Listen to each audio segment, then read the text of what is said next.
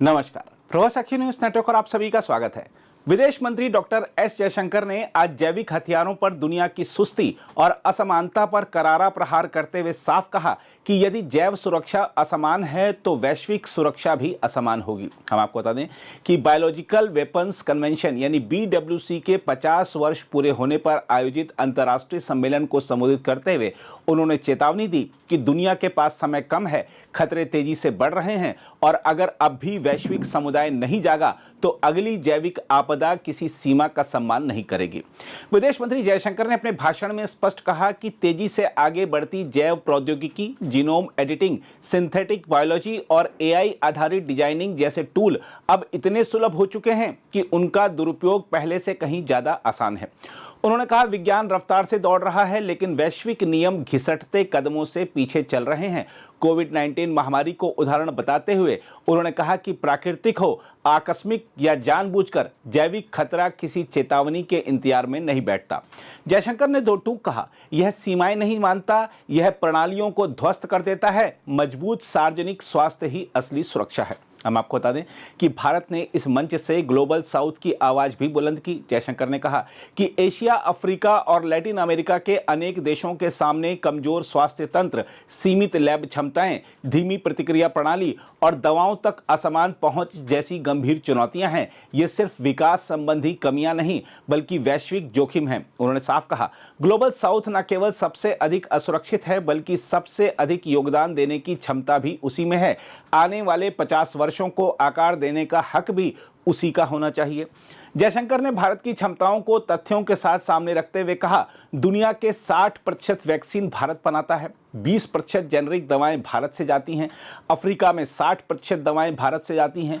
2014 में सिर्फ 50 से बढ़कर अब 11,000 बायोटेक स्टार्टअप हमारे यहाँ हो गए हैं। हमारे यहाँ उन्नत BSL-3 और BSL-4 लैब नेटवर्क है और डिजिटल हेल्थ में तेजी से विस्तार हो रहा है। उन्होंने बताया कि कोविड-19 के दौरान भारत ने वैक्सीन मैत्री के तहत 100 से अधिक देशों को लगभग 300 मिलियन डोज भेजी, जिनमें कई बिल्कुल मुफ्त थी। विदेश मंत्री ने BWC की कमजोरियों पर भी खुलकर उंगली उठाई। उन्होंने कहा, ना कोई कंप्लायंस सिस्टम, ना कोई स्थायी तकनीकी निकाय, ना विज्ञान तकनीकी प्रगति पर निगरानी तंत्र। उन्होंने कहा कि गैर राज्य तत्वों द्वारा जैविक हथियारों का दुरुपयोग अब दूर की आशंका नहीं बल्कि एक वास्तविक खतरा है। उन्होंने आधुनिक समय के अनुरूप सत्यापन और अनुपालन को अनिवार्य बताया। उन्होंने कहा कि भारत ने एक नेशनल इंप्लीमेंटेशन फ्रेमवर्क का सुझाव दिया है जिसमें हाई रिस्क एजेंटों की पहचान, डुअल यूज रिसर्च की निगरानी, घटना प्रबंधन और निरंतर प्रशिक्षण शामिल हैं। जयशंकर ने दोहराया कि भारत न केवल BWC और CWC का जिम्मेदार सदस्य है बल्कि वसनार अरेंजमेंट, MTCR और ऑस्ट्रेलिया ग्रुप जैसे प्रमुख निर्यात नियंत्रण ढांचों में भी सक्रिय है। भारत अपने अनुभव को दुनिया, विशेषकर ग्लोबल साउथ के साथ साझा कर रहा है, जिसमें UNSC 1540 पर क्षमता निर्माण कार्यक्रम भी शामिल है।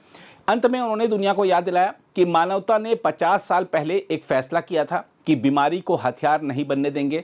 अब समय उस संकल्प को नया जीवन देने का है। देखा जाए तो डॉक्टर एस जयशंकर का भाषण एक कठोर चेतावनी और नैतिक चुनौती दोनों है।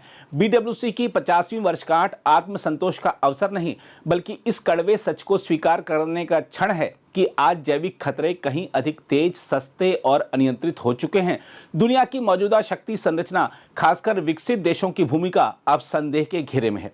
उन्होंने जैव सुरक्षा के ढांचों को मजबूत करने से ज्यादा अपने अपने हितों को तरजीह दी है। परिणाम सामने है, BWC एक ऐसा समझौता बन चुका है जिसके पास दांत ही नहीं है। जयशंकर का यह कहना बिल्कुल सही है कि सुरक्षा की असमानता खतरे की समानता को जन्म देती है। ग्लोबल साउथ सिर्फ पीड़ित नहीं, उसे भविष्य के नियम बनाने में बराबर की आवाज मिलनी चाहिए। भारत ने न सिर्फ क्षमता दिखाई है बल्कि संकट में दुनिया की मदद कर यह सिद्ध किया है कि नेतृत्व केवल संसाधनों से नहीं, इरादों से आता है।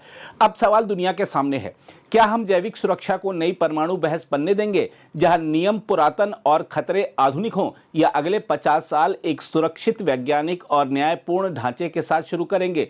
भारत ने तो अपना रुख साफ कर दिया है, अब विश्व समुदाय की परीक्षा है। अगर आप भी लेना चाहते हैं देश दुनिया की तमाम जानकारी तो आज ही सब्सक्राइब करें हमारे चैनल को।